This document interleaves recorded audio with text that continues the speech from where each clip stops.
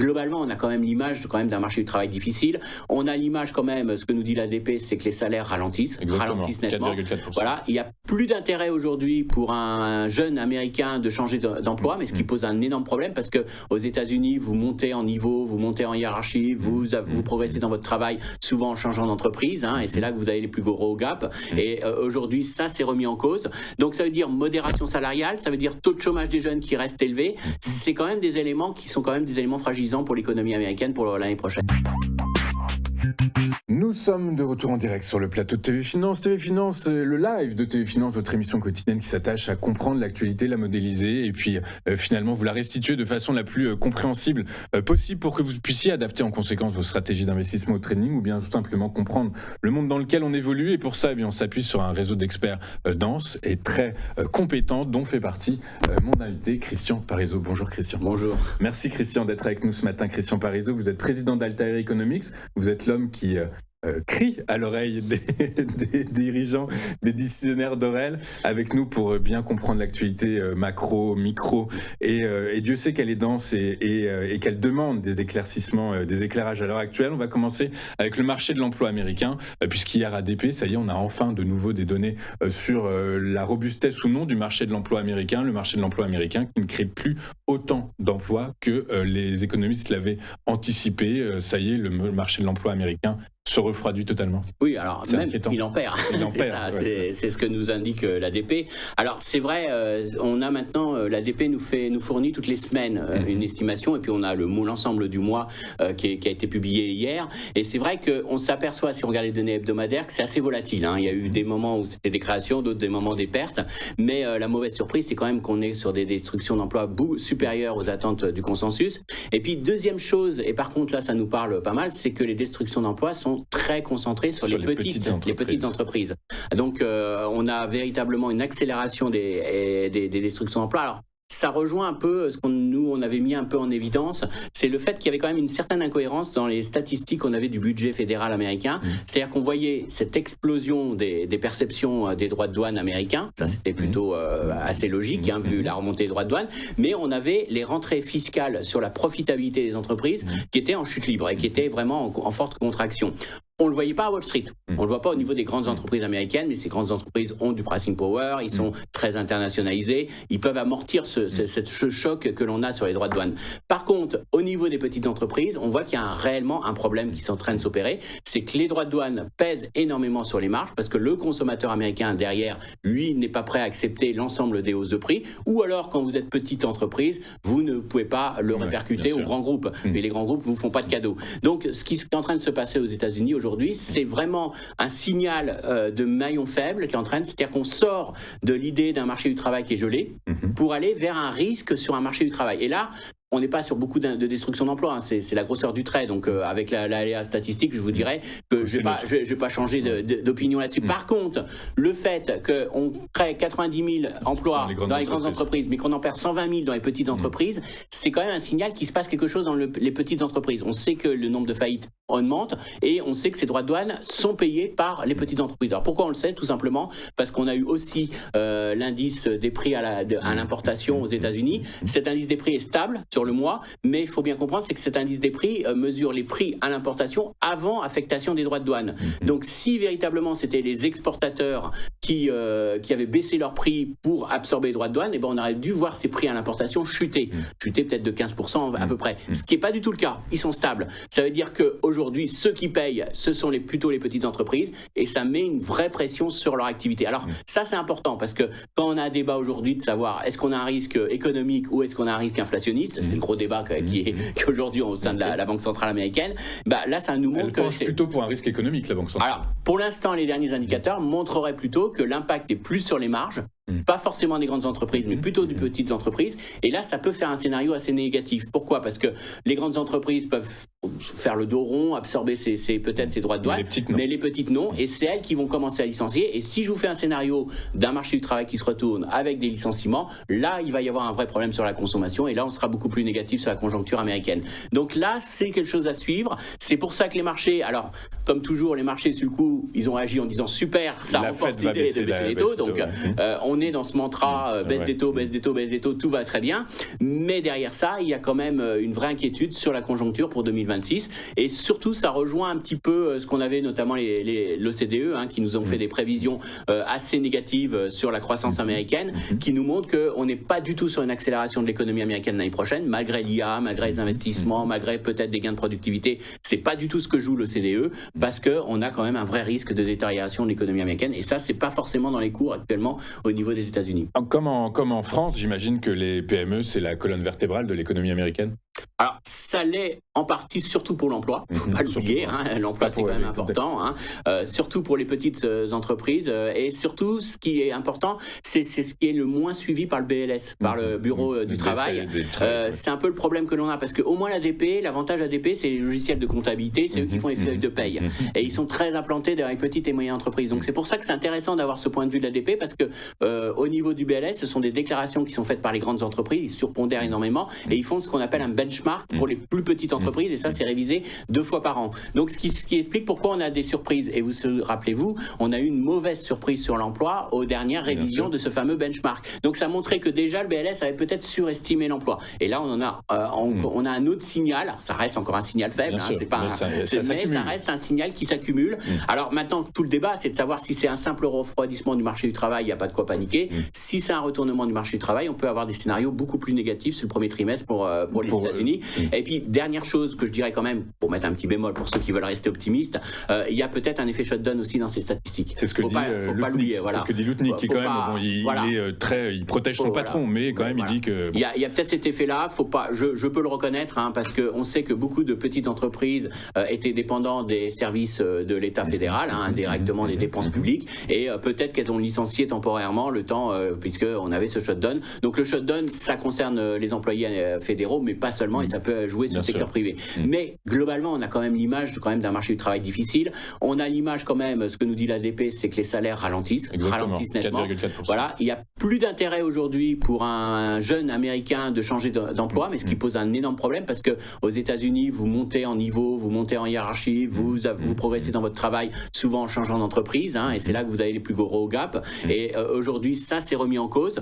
Donc ça veut dire modération salariale, ça veut dire taux de chômage des jeunes qui reste élevé. C'est quand même des éléments qui sont quand même des éléments fragilisants pour l'économie américaine pour l'année prochaine. On reviendra sur le scénario 2026 avec vous dans un instant, Christian. Il y a peut-être quand même un indicateur, alors même si il perd du terrain, c'est la consommation, c'est les ventes au détail qui restent en territoire positif. On est passé de 0,6 de plus 0,6 à plus 0,3, mais ça reste en territoire positif. Macy's, hier, a revu ses prévisions de croissance à la hausse. C'est quand même encourageant. Il y a des petits signaux quand même qui restent positifs, malgré tout. Alors, ça reste positif sur le 3e trimestre, déjà. Il faut quand même le rappeler. Ça ne dit rien sur la suite. Et puis, surtout, on a quand même des discours des distributeurs qui sont assez prudents. Alors, c'est vrai qu'on a quand même un double langage. On a les distributeurs qui s'adressent à peu près... Alors, ce qu'il faut bien comprendre aujourd'hui, vous avez à peu près un tiers des Américains où tout va bien. Les plus hauts revenus, du coup. Les plus hauts revenus. Pour vous donner une idée, ces plus hauts revenus, le quartile le plus élevé des revenus, ont une progression de leur salaire de 4,6% sur les derniers chiffres que l'on connaît. Et l'inflation est autour de 3. Donc ça vous donne un pouvoir d'achat qui progresse assez solidement.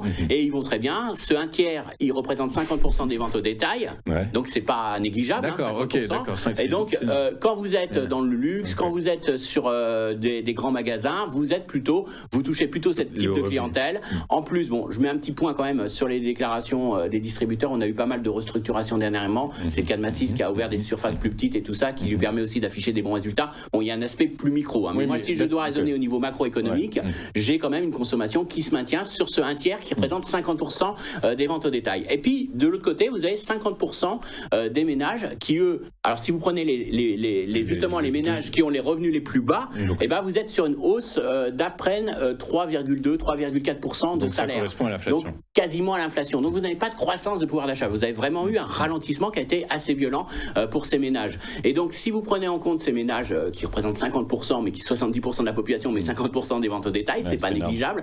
Et là, vous êtes sur des ménages sur lesquels Coca-Cola doit faire des quantités plus petites pour pouvoir vendre encore, sur lequel vous avez des hard discounters comme Target qui sont en difficulté parce qu'ils n'arrivent pas à accroître leur marge, parce qu'ils n'arrivent pas à répercuter leur hausse de prix. Et donc là, on voit que tout ce qui est hard discount souffre quand même d'un consommateur entre guillemets prudent. En gros, ça veut dire qu'il n'a pas le choix. Ses achats.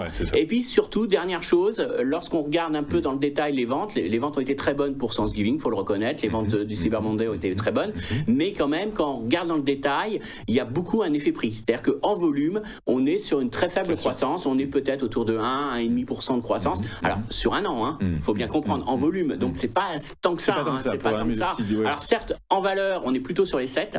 Et là, ça rejoint un vrai problème sur lequel est confrontée l'administration Trump. Si vous prenez le panier de Thanksgiving, vous savez, tout ce qu'on doit mettre, tout ce qu'on achète pour Thanksgiving, et ben, le panier de Thanksgiving, il progresse beaucoup plus vite que les 3% d'inflation. Donc, c'est bon pour les entreprises, finalement. Alors, ça leur permet de préserver leur marge. Ça veut dire que les entreprises montent leurs prix. Ça veut dire qu'une partie des droits de douane, notamment sur tous les produits frais, sont répercutés aux consommateurs américains. Ça, c'est, on va dire, c'est positif pour les entreprises. Pour les entreprises. Mais pourquoi nous, économistes, on raisonne en volume et pas en valeur? Parce que pourquoi on raisonne hors prix? Parce que ce qui joue dans l'activité, qu'est-ce qui fait que vous embauchez quelqu'un? Qu'est-ce qui fait que vous payez plus quelqu'un? Qu'est-ce qui fait que vous avez une croissance économique? C'est le volume. C'est le nombre de biens que vous vendez. Si vous vendez un seul vélo très cher, c'est peut-être bien pour l'entreprise, mais ça va pas durer longtemps parce qu'à un moment donné, vous n'aurez pas, vaut mieux vendre 3 vélos moins chers, mais avoir ce volume en termes d'activité parce que vous faites tourner plus de personnes au travail et vous avez une activité plus forte. Donc le gros problème aujourd'hui, c'est que ces estimations en valeur masquent peut-être un ralentissement en volume qui est plus important. Alors comme on est un peu aveugle, parce qu'on n'a pas encore toutes les statistiques, c'est difficile de conclure avec sur le fait que les ventes seront bonnes ou mauvaises en volume, alors qu'en valeur elles se tiennent. Mais ça veut dire que pour la pérennité, parce qu'après on peut se réjouir, on peut se dire le chiffre d'affaires est bon, les distributeurs, après qu'il y ait qu'un tiers des Américains qui en profitent, on n'est pas sur un jugement de valeur, on est boursier, on est là pour gagner de l'argent, donc on va dire c'est pas forcément quelque chose qui va faire peur à la bourse, mais attention, parce que dans la pérennité des choses, c'est tout le débat qu'on a tous entre économistes, c'est une croissance en K. Quelque chose qui va très bien, les autres qui vont très mal. Et est-ce que ceux qui vont très bien vont continuer à rester très bien alors qu'il y a une partie de l'économie qui va très mal? Et là, c'est un gros débat. C'est le cœur du débat, et c'est le cœur du débat à la réserve au sein du FOMC, Réserve fédérale américaine. Qu'est-ce qu'elle doit faire justement? Ils sont bien embêtés. Ils sont bien embêtés. Parce que ça y est, les marchés anticipent à 90% une baisse de taux la semaine prochaine. Est-ce que c'est la bonne solution finalement? Alors ça, c'est le problème, parce que si on prend les discours intrinsèques, alors là, on est en période de blackout, donc on n'a pas eu de retour, et en plus, on a eu des statistiques qui étaient médiocres. Donc ça a renforcé aux yeux des marchés le fait que la Banque centrale va être colombe. Bon. Mais au-delà de ça, si vous prenez les discours, il y a vraiment beaucoup de faucons au sein de ceux de membres votants. Là, je vous prends vraiment, pas forcément les gouverneurs, mais vraiment les membres qui votent la politique monétaire. Il y a quand même vraiment une hausse du nombre de faucons parce qu'ils sont très inquiets, parce qu'ils voient déjà que l'inflation reste forte. Ça les inquiète énormément. Mais on n'a plus d'indicateurs d'inflation. On en aura peut-être un demain, mais ça sera sur septembre. Mais en tout cas, on manque de visibilité sur l'inflation. Mais les derniers chiffres montrent que l'inflation reste forte. D'ailleurs, c'est ce qu'on retrouve dans ce que je viens de vous dire précédemment sur le chiffre d'affaires des distributeurs. Donc ça les inquiète parce qu'ils n'atteignent pas leur objectif d'inflation. On reste au-dessus de 3. Et encore une fois, 3, mais avec une perception des ménages qui est largement supérieure à 3. Parce que dans leur bien quotidien, et puis dans une partie du 3, il y a des éléments modérateurs comme le loyer fictif, des choses comme ça. Mais ça, c'est des choses qui sont du traitement statistique. Ça ne correspond pas à ce que vivent les Américains. Donc, ils ont un problème de crédibilité vis-à-vis des Américains pour l'inflation. Mais de l'autre, on a des signaux véritablement négatifs sur le marché du travail, alors qui étaient pas trop négatif, parce que si on est sur un marché du travail qui se fige, on licencie pas, on recrute pas. C'est pas dramatique. On n'a pas de visibilité, mais finalement, mais c'est pas dramatique. Par contre, si on commence à avoir des vrais signaux de faiblesse, et là, tous les membres du Fed qui sont plus sur la partie marché du travail disent qu'il faut baisser tout de suite. Il ne faut pas attendre que le marché du travail se dégrade pour commencer à baisser, parce que de toute façon, si le marché du travail se dégrade, si les salaires ralentissent, on va pas avoir d'inflation, c'est pas le cas. Par contre, les autres, ils disent, bah oui, mais si le marché du travail reste solide et qu'on reste sur une inflation forte, on va perdre en crédibilité. Et là, on a un risque de réaction de la courbe des taux. Et on a surtout une risque de pontification de la courbe des taux. Donc ce serait le court terme, voilà, donc il y a un débat. Alors, ils n'ont pas de visibilité, ils n'ont pas d'indicateurs économiques, mais quand même, les derniers indicateurs me font pencher plutôt pour une baisse des taux. Par contre, la vraie problématique qu'on va voir, c'est comment Powell va gérer 2026. C'est-à-dire que sachant qu'il arrive à la fin de son mandat en plus. Il arrive à la fin de son mandat, mais est-ce qu'il envoie un signal au marché en disant on va rester auto-neutre en 2026 ou est-ce on va devenir accommodant? Et le marché commence à se dire, au vu des statistiques, qu'il faut qu'il soit accommodant. Alors là-dessus, vous avez deux façons de raisonner pour les marchés, parce que d'un côté, vous vous dites, si la Fed devient accommodant l'année prochaine, ça veut dire qu'elle va fortement baisser ses taux, ça c'est sûr. Donc ça veut dire que les taux courts ne vont plus rémunérer. Donc tous les gens qui ont du monétaire vont devoir prendre de risques s'ils veulent du rendement. Et ça, c'est positif pour la bourse. Ça, c'est la première chose. Et puis, deuxième chose, ça vous donne plein de thématiques d'investissement. Et le gros problème qu'on a aujourd'hui, on en reparlera peut-être avec l'intelligence artificielle, c'est qu'on a concentré la performance de l'indice S&P sur 5 valeurs. Ouais, en gros, 5 valeurs représentent plus de 25% de l'indice S&P. C'est 10 points de plus depuis que ChatGPT a été lancé au public. Donc ça veut dire qu'on a aujourd'hui 5 valeurs qui font l'indice S&P. Et on voit qu'on arrive un peu à la limite et au bout de cette thématique sans être en situation de on va parler dans un instant, effectivement. Mais, donc ça veut dire qu'aujourd'hui, il me faut d'autres thématiques d'investissement. Et s'il y a une baisse des taux, ça veut dire que je peux jouer l'immobilier, je peux jouer les bancaires, je peux jouer plein de secteurs, même la consommation, parce que ce qui bloque aujourd'hui dans la consommation des ménages, c'est les taux d'intérêt sur les crédits à consommation à plus de 20%. Donc si ça diminue vraiment, ça va redonner un coup de fouet. Donc on peut rejouer une redémarrage. Et donc ça donne des thématiques et ça redonne du potentiel au S&P. Si par contre on reste sur une banque centrale prudente qui reste neutre et qui ne veut pas aller sur l'assouplissement, là on va manquer de thématiques, on n'a plus de moteur à la hausse de l'indice. Donc ça c'est un point très important. Et moi je pense que le S&P ne peut pas avoir une performance positive l'année prochaine s'il n'y a pas une réduction de cette concentration des performances. Si on reste sur des performances très concentrées sur 5 valeurs sur lesquelles on prend un risque micro, la moindre déception, ça sera sanctionné. Et si on n'a pas une hausse qui se diffuse, ça sera, on n'aura pas de potentiel de hausse de l'indice. Alors justement, on va parler tech, on va parler IA. Il y a de plus en plus d'économistes, ça y est, qui disent que on n'est pas dans une bulle de l'intelligence artificielle pour une raison très simple, c'est que les modèles économiques, par rapport à la bulle Internet, les modèles économiques dégagent du cash, sont rentables, ça y est, ils existent. La rentabilité est là, c'est juste une question de vente. Ils vont vendre, ça y est, les ventes vont augmenter. Pour vous, on n'est donc pas face à une bulle, en réalité. De l'IA. C'est difficile de parler de bulle parce que les valorisations sont très élevées. Il y a des valorisations excès. Voilà. C'est vous-même qui nous avez dit à la rentrée que le mythe avait expliqué qu'à 97% les projets d'investissement dans l'IA sont pas rentables. Donc, et ça a été renforcé. Qu'avec 3%, sur les dernières 24 heures, si je vous prends les dernières 24 heures, vous avez toute la problématique. On vous écoute. On y va. Alors, premier élément, oui, c'est une réalité. C'est pas des profits à venir. Vous voyez Nvidia, ils sortent vraiment du cash. Ouais, c'est ça. Le problème, c'est que comme toujours, quand il y a une euphorie, il y a peut-être un excès. Alors, le FOMO, peur de louper le train. Alors il y a ça, mais il y a surtout que quelques acteurs dans ce domaine sont très créatifs au niveau comptable. Alors ça, c'était ce qu'on a été reproché. Rappelez-vous, il y a eu le premier débat qui a été de dire les hyperscalers, les grands, ils ont décidé de pas trop peser sur leur marge, donc ils amortissent les puces Nvidia sur 6 ans au lieu de 3 ans.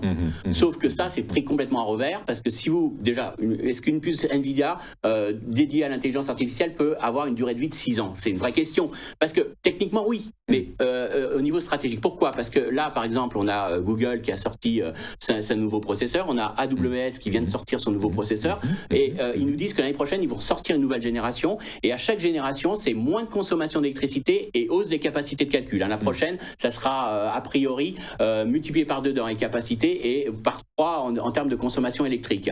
Ça veut dire que si vous voulez être compétitif dans l'IA, et si vous êtes hyperscaler, vous avez des data centers, et vous voulez être compétitif, il va falloir que vous changiez régulièrement vos tous les ans, parce que la consommation électrique, c'est l'élément clé pour être compétitif sur ce segment. Donc ça veut dire que quand vous amortissez aujourd'hui vos puces sur 6 ans, c'est complètement pas une réalité. Donc ça veut dire que ça va peser sur les marges de cet élément, même si vous êtes positif, que vous êtes positif sur la demande. Deuxième élément, on a eu des rapports comme quoi ils étaient très créatifs au niveau de Nvidia pour comptabiliser les choses. C'est-à-dire que Nvidia fait des ristournes commerciales, mais ça, si elle fait des ristournes commerciales, ça abaisse son chiffre d'affaires et ça abaisse ses marges. Donc ils préfèrent dire on co-investit avec les sociétés et la ristourne commerciale est comptabilisée comme un investissement et non comme une charge, comme une réduction du prix de vente.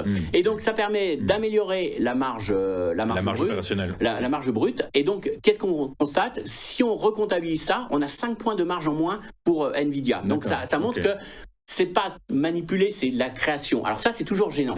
On commence à avoir des débats. C'est tout secteur d'activité confondu. Mais ça met quand même du flou. Là, ça fait, quand je vous dis ça, c'est en une semaine qu'on a appris tout ça. Donc ça s'accumule. On a eu hier le fait que Microsoft révisait à la baisse sur le fait que ses commerciaux n'atteignaient pas au premier semestre les objectifs de vente sur certains logiciels dédiés à l'IA. On a eu aussi des informations d'un cabinet qui dit que le gros problème des gens de l'IA, c'est qu'ils ne sécurisent pas suffisamment leur modèle. Et ça, c'est un vrai frein aujourd'hui pour ce qu'on appelle tout ce qui est intelligence agentique. C'est-à-dire que, est-ce que vous laissez la main de la gestion de votre entreprise, de la gestion de votre comptabilité à l'IA qui n'est pas sécurisée et qui peut être piratée à cause de ces agents-là. Donc il y a des vrais problèmes de sécurisation qui sont mettre des vrais freins à l'adoption. Alors c'est pas une remise en cause, mais ce qu'on nous promettait en 1 an, on va peut-être le faire en 3 ou 4 ans parce qu'il va falloir commencer à sécuriser. Il n'y a pas que la performance, ils sont tous sur la performance des modèles, sur la montée en puissance de ces modèles, mais derrière, le développement, la formation des gens, ça prend du temps. Et il y a un vrai risque aujourd'hui de retard. Alors pourquoi je vous dis tout ça? Alors, après, bien sûr, mais il faut relativiser. ChatGPT, qui est un peu à l'origine, c'est novembre 2022, c'est il y a 3 ans. On est d'accord, mais pour les marchés, ça veut dire que vous pourriez avoir une grosse déception sur les résultats. Et ça commence. Voilà, sur les résultats en 2026. C'est que vous n'avez pas les marges que vous attendez, ça ne veut pas dire que vous n'avez pas de marge, ça veut dire que vous n'avez pas les marges. Et donc, ça veut dire surtout, aujourd'hui, au niveau de valorisation que vous avez potentiellement une révision à la baisse, donc ça vous incite pas à aller. Et est-ce que vous allez plus haut? C'est ça la vraie question, parce que ça a été le seul moteur. Voilà, ça a été le seul moteur. Alors après, il y a quand même quelques bonnes nouvelles, il faut le reconnaître, c'est jamais tout blanc ou tout noir. On a eu quand même des éditeurs de logiciels, comme Salesforce hier qui a publié, qui nous montrent que quand même c'est un réel succès, que les entreprises utilisent l'IA, sont prêts à payer, il y a des carnets de commandes, on a eu AutoCAD, on a eu quelques éditeurs. Donc on commence à voir quelques éditeurs mais c'est encore très incertain. On n'a pas le timing de diffusion. Et moi, je dirais que c'est pas vous dire que c'est l'éclatement d'une bulle, mais c'est plutôt qu'on perd un moteur. C'est-à-dire qu'aujourd'hui, si je vous dis que le S&P doit faire plus 20% l'année prochaine, je vous dis que ça ne peut pas se faire sur l'IA.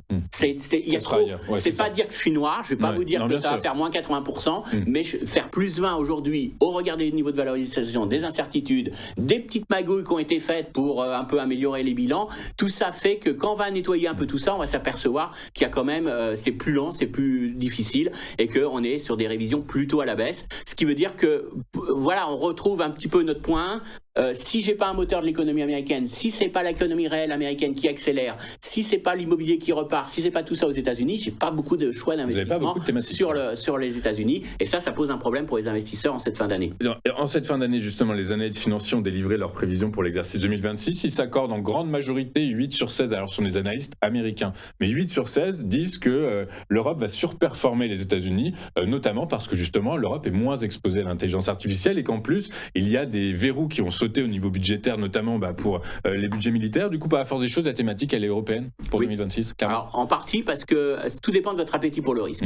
Ce qu'il faut bien comprendre, c'est que si vous investissez aux États-Unis, vous savez qu'aujourd'hui, vous avez peut-être potentiellement l'IA qui va dire potentiellement des gains de productivité. Exploser carrément, parce que alors, le sujet clos, mais... Voilà, si vous êtes très très optimiste, moi je n'y suis pas forcément, mais vous pouvez l'être très très optimiste, une Fed qui baisse ses taux, donc ça veut dire une super année. Donc potentiellement, vous ne serez pas à 2. Ce que nous dit par exemple le consensus, c'est autour de 2 de croissance aux États-Unis, vous serez plus proche de 3. Ça, c'est les gens très optimistes, voire trumpiens. Si vous êtes pessimiste, vous pouvez dire il y a potentiellement une récession qui est en train de se dessiner aux États-Unis avec un marché du travail qui se dégrade, une Fed qui met trop de temps à baisser ses taux. Bon, je peux vous faire le scénario du moins 1. Donc, les États-Unis, c'est beaucoup de potentiel, mais c'est beaucoup de risques. En Europe, il est où le risque? Parce que vous n'avez pas l'effet de l'IA, ça d'accord, vous n'avez pas de très très bonnes surprises. Mais vous avez un budget allemand qui vous donne 0,8 points de PIB de croissance quasiment intégré pour l'année prochaine. Alors, c'est pas énorme, mais quand vous avez 0,8 sur une Allemagne qui patine depuis des années, c'est ça, exactement. Voilà, on arrive d'un plutôt peu bien. En plus, bon, si vous dites que la consommation repart un petit peu, vous dépassez les 1, donc ce qui est à peu près la croissance potentielle de l'Europe. Donc, vous êtes sécurisé là-dessus. De l'autre côté, pour des investisseurs américains, et ça c'est important, ils sont assez baissiers dollars. Ouais, c'est ça. Tous mes collègues américains sont assez baissiers dollars. Donc, quand vous êtes un investisseur américain, vous pouvez dire l'Europe, c'est quand même intéressant parce que je vais au moins avoir l'effet de change qui va être positif. Donc, ça donne l'idée que l'Europe, c'est bof. mais c'est pas une source de surprise. Donc s'il y a le moindre risque, si vous êtes averse au risque, faut rejouer l'Europe et vous aurez une surperformance de l'Europe. Dernière chose quand même qui va jouer, je rejouerai bien le scénario qu'on a fait en début d'année, vous savez, où les investisseurs on change d'année, donc on remet à plat son portefeuille et on s'aperçoit que les actifs en dollars ont surperformé par rapport aux actifs en Europe et donc on a une position sur le dollar qui est beaucoup trop élevée. Et donc à ce moment-là, il y a toujours un effet basculement, de repondération et donc je pense qu'il peut y avoir aussi un phénomène purement technique de repondération des actifs européens dans les portefeuilles. Ok, vous dites l'Europe, effectivement, dans une logique de stratégie défensive, l'Europe a du sens. L'Europe, c'est également la France. La France, vous pensez que le CAC 40 pourrait bénéficier avec les problématiques? Vous dites qu'effectivement, il y a des catalyseurs existent pour l'Europe, c'est certain. En France, par contre, on a toujours ce flou autour du budget de 2026. On a des présidentielles qui arrivent, qui vont très certainement amener une surprise que tout le monde commence à un peu anticiper. Les investisseurs aussi ont également ça. Le CAC 40 a une carte à jouer pour 2026? Alors oui, en partie de manière assez technique, parce qu'une grosse partie des valeurs du CAC 40 sont aussi, des pondérations élevées du CAC 40 sont aussi dans les indices Eurostock 50 et beaucoup d'investisseurs internationaux jouent via des ETF, via des indices, des fonds indiciels. Et donc je pense que le CAC 40 ne peut pas décrocher complètement de l'ensemble de l'Europe. Maintenant, il peut surperformer et moi je suis sur une sous-performance des actifs français par rapport sur certaines valeurs qui vont souffrir, surtout sur les valeurs les plus domestiques. Donc si vous avez à jouer quelque chose sur le CAC 40, alors soit le mieux c'est pas de le jouer en indiciel justement parce qu'il y a peut-être plus de performance à avoir en faisant du stock picking et à ce moment-là à jouer plutôt les valeurs françaises internationalisées qui ne dépendent pas trop de la fiscalité française. Donc par exemple une entreprise qui dépendrait des centres commerciaux français pour pas la citer et qui serait liée à l'immobilier commercial, bon bah forcément c'est là où vous avez plus de risques sur la consommation, sur de risques parce que vous faites tous vos profits en France et c'est là que vous avez un effet fiscal qui peut s'appuyer. Donc attention, diversifier le CAC 40 sur des valeurs internationalisées et ou sinon jouer l'Europe. C'est très clairement ce qui serait la meilleure stratégie. Ok, vous avez parlé baisse du dollar. Alors effectivement, le dollar est sur une pente très clairement descendante. Il y a un facteur dont on commence à parler qui est ce fameux carry trade qu'on a vécu l'été dernier. Le carry trade, très simplement, c'est un flux d'argent qui passe d'une place boursière à une autre. Là, en l'occurrence, ce serait de la place américaine vers la place nippone. Pourquoi ? Parce que la banque centrale nippone, japonaise, va très certainement relever ce taux directeur. Même si Kazuo Ueda, qui est le président de la BOJ, a nuancé encore ce matin en disant « Attendez, calmez-vous, j'ai pris aucune décision. » Et quand je dis que quand je dis que je suis patient, c'est que je suis patient. Ce carry trade, vous y croyez, vous, pour le coup ? Je rappelle, les investisseurs japonais, c'est 1200 milliards de dollars investis dans la dette souveraine. Il y a plusieurs choses. Premier élément, ce qui est certain, c'est qu'il y a des positions leveragées, très leveragées sur les marchés obligataires. Si vous prenez le rapport de stabilité financière de la BCE, le rapport de stabilité financière de la BOE et de la Banque centrale américaine, les trois rapports qui viennent d'être publiés là sur les 15 derniers jours, tous les trois mettent en avant déjà des effets de levier énormes de hedge funds qui sont à des niveaux records aux États-Unis et surtout des positions très leveragées sur le marché obligataire. Donc ça veut dire qu'il y a quand même un carry trade et que ça existe et qu'il y a des positions à risque. Ça c'est le premier point. Deuxième point, dans les acheteurs aujourd'hui étrangers, donc à peu près un tiers de la dette américaine qui est achetée par les acheteurs étrangers, sur la partie longue, qui est même plus important puisque c'est près de 60% des non-résidents. Partie longue, c'est plus de 10 ans, sur la partie 7 à 30 ans, on va dire, sur la partie-là. Parce que les acheteurs d'obligations du Trésor américain domestique, c'est surtout sa partie courte. Et c'est pour ça que l'administration Trump veut de plus en plus émettre sur la partie courte et ne plus dépendre des flux étrangers. Mais sur la partie longue, c'est essentiellement des investisseurs non-résidents et dans ces investisseurs, de plus en plus le Japon. Pourquoi ? Parce que la Chine, elle, se désengage. Elle est vendeur très clairement. Progressivement, c'est pas violent. Mais elle se retire. Progressivement, elle se retire de l'obligataire américain. Et de l'autre, les gros acheteurs, ça reste les Japonais. Et les Japonais sont aussi très présents sur le marché obligataire européen. Alors pourquoi ils le font ? Parce que les assureurs japonais, là, c'est pas du carry trade, c'est que les assureurs japonais sont obligés de verser du rendement. Ils peuvent pas verser des plus-values sur capital ou sur les taux baissent. À leurs clients, vous voulez dire. À leurs clients. Et donc, ils cherchent forcément des gros coupons. Et donc, ils comparaient les coupons domestiques par rapport aux coupons qu'ils pouvaient avoir aux États-Unis. Donc, si vous aviez aux États-Unis des taux à 4,50 et qu'au Japon, vous aviez des taux à 1, inévitablement, ils achetaient. Donc, vous aviez deux phénomènes. un phénomène purement spéculatif. J'emprunte pas cher au Japon parce que les taux d'intérêt de la BOJ sont extrêmement bas, proches de zéro. Donc j'emprunte du yen pour financer mes positions obligataires sur les autres marchés. Ça, c'est du carry trade. Et ça, si la Banque centrale remonte ses taux, bon, ça jouera forcément. Et en plus, si en remontant ses taux, elle fait remonter le yen, forcément, ça casse toute la profitabilité de votre carry trade. Et puis, deuxième chose, vous aviez plutôt des acteurs domestiques qui gèrent l'épargne des Japonais et qui n'investissaient pas cette épargne au Japon, mais qui les investissaient à l'étranger pour avoir du coupon. Donc, si maintenant, la grande question, si le marché obligataire, donc déjà, si les taux à court terme remontent, ça bloque le carry trade. Deuxième chose, le gouvernement japonais a très clairement dit qu'il ne voulait plus que le yen soit faible. Un yen faible, c'est de l'inflation importée et ça pèse sur la consommation des ménages. Donc il y a, avec menace d'intervention sur le yen. Donc déjà, ça casse aussi, ça augmente le risque du carry trade. Donc ça, c'est le deuxième point. Donc hausse des taux, carry trade, c'est le deuxième point. Et puis, élément plus fondamental, si vous avez les assureurs japonais maintenant qui commencent à avoir du rendement sans risque, entre guillemets, à 2%, autour de 2%, là on est à 1,90, mais si on a des taux d'intérêt japonais qui montent à 2%, est-ce qu'ils auront autant d'appétit pour aller prendre du 4,10 aux États-Unis, sachant qu'il y a le risque de change, il y a aussi, ils savent qu'il n'y a plus une volonté de dépréciation du yen. Donc tout ça fait que ça leur fait prendre beaucoup de risques sur l'obligataire américain, peut-être face à un obligataire japonais qui certes rapporte moins, mais qui est plus sécure. Donc il y a un vrai débat aujourd'hui de savoir comment vont agir ces gens-là, comment ils vont faire, comment ils vont arbitrer leur portefeuille. Alors pas forcément tout vendre, mais au moins peut-être moins pondéré. Et donc ça veut dire qu'on peut avoir un double effet, deleveraging sur les marchés obligataires et aussi risque. Et puis dernier petit point quand même, le débat autour du futur président de la Fed. Kevin Hassett. Ouais, c'est ça, Trump a son candidat. A priori, il n'y a pas de grand mystère, sauf qu'on a eu aussi le FT, un article du FT hier qui nous disait que le Trésor américain a sondé un peu les grands gérants obligataires. Ils n'ont pas confiance du tout dans Kevin Hassett. Ils considèrent que c'est quelqu'un qui va laisser filer l'inflation, qui va mener une politique monétaire trop accommodante, et ça pourrait pontifier la courbe des taux. Et ça, je trouve ça assez amusant parce que pour le marché action, c'est un vrai. C'est du pain béni, quoi. Alors oui et non, parce que d'un côté, ils vont se dire, on baisse les taux courts, donc c'est bien, ça veut dire qu'on quitte les fonds monétaires et on va sur les actions. Mais de l'autre, si vous avez une pontification de la courbe et si vous avez taux longs qui remontent, ça veut dire que le coût d'emprunt pour les entreprises va monter et ça réduit l'effet levier économique des investissements parce que le coût des capitaux augmente. Donc le vrai problème, c'est que cette perte de crédibilité de M. Hassett et le risque de pontification de la courbe, ça peut aussi entraîner des réactions de taux longs. Donc vous voyez, il y a pas mal d'éléments de suspense.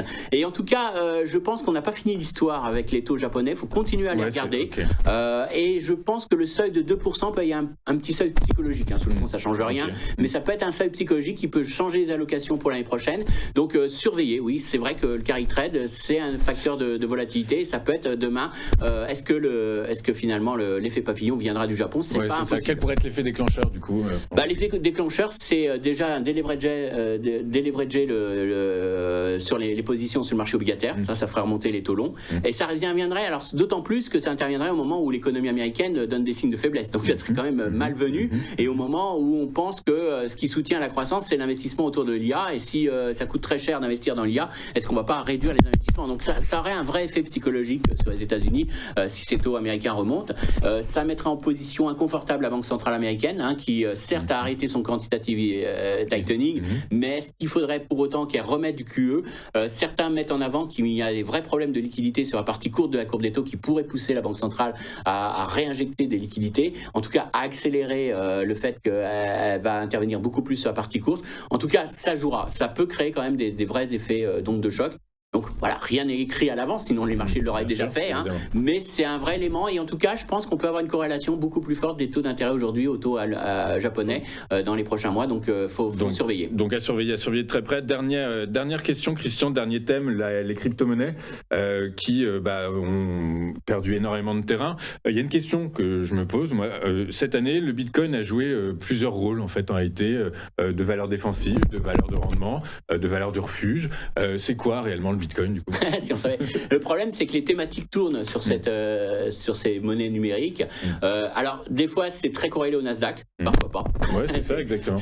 On l'a vu. Parfois, c'est très corrélé à l'or, parfois, c'est les plus. Voilà, ça l'est plus. Des fois, on dit que c'est des éléments de refuge, mais de notre côté, quand il y a un facteur de risque, c'est plutôt des éléments de liquidité et c'est plutôt un signal de l'appétit pour le risque. Là, en ce moment, c'est plutôt un indicateur d'appétit pour le risque et de liquidité. Donc, si vous avez un crainte sur les carry trade, si on a un recul de la liquidité sur les marchés, ça sera plutôt les bitcoins qui vont en souffrir parce que les investisseurs vont vendre ce qui est plus risqué et le bitcoin fait partie des actifs les plus risqués du fait de sa volatilité.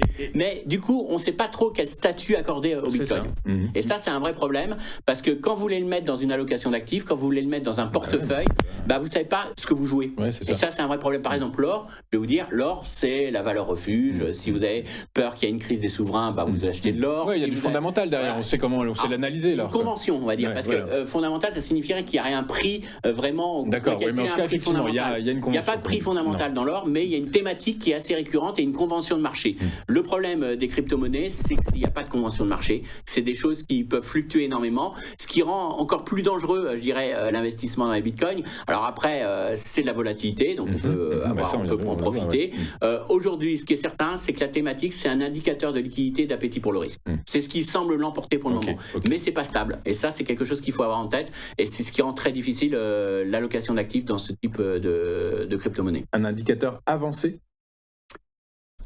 C'est difficile. C'est franchement difficile aujourd'hui à évoluer parce que on a vu que des fois. Alors, il y a aussi des éléments un peu techniques propres au Bitcoin, surtout sur les aspects liés au minage, qui font qu'il peut y avoir aussi des flux qui sont liés à ces éléments-là. Donc, aujourd'hui, franchement, ça reste quand même très très difficile. Ça reste un actif très spéculatif et surtout, ça reste un actif très difficile à anticiper. C'est-à-dire que je peux pas vous dire acheter du Bitcoin sur cette thématique-là parce qu'il n'y a pas de convention de marché. Il n'y a pas de convention de marché, les corrélations sont pas stables. Et tant qu'on n'a pas ça, c'est très très difficile d'y jouer. Donc vous pouvez le faire de manière opportuniste, presque à l'aide d'analyse technique, je dirais.